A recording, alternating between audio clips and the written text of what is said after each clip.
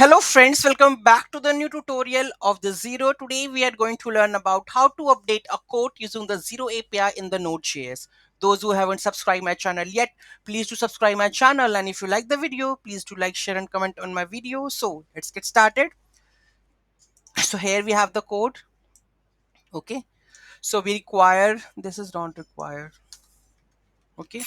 Xero's base URL, authorization token, zero unit ID, code ID. Okay, which you want to update. To how to get this code ID? So this is the code ID, right? You need to use this code ID. Okay, just copy and paste it over here, right? Update in code ID. So here you can update any of the code ID. Like here is the, like I want to update the code,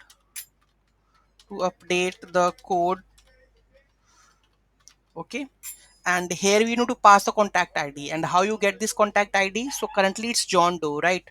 So let's go and check the contacts, all contacts. I will replace the another contact. John Doe is there, but let's add the another contact with the this one, Foo.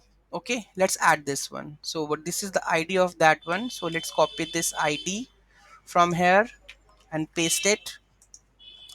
Okay, so here we require the contact ID. You can replace that contact ID. Okay, line of items you can choose, like if I go with the description iPhone 14, quantity 2, let's make to be 60, or count code and make it like 9 or something. And here you can see that when I try to edit this code, so here we have the details something. Okay, so let's save this. Okay, save this. And we have updated the code, updated code item with the line of items with expiry date also.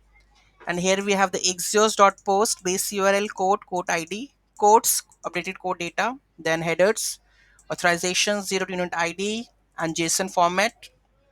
Okay, then response code updated, else fail to update the code. Let's save this and run this, and let's clear this first.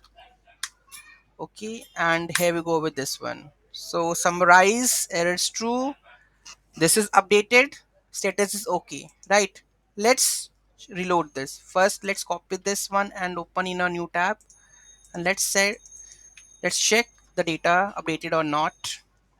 So here the foo is selected, and here previous one it's John Doe, and the item description with 250, or here you can see that the line of items is updated with our current code. Okay, so this is how you can update a code in Xero via REST API Node.js. Any doubt, any query in that, do let me know in the comment section. Thank you so much for watching this video. Have a great day.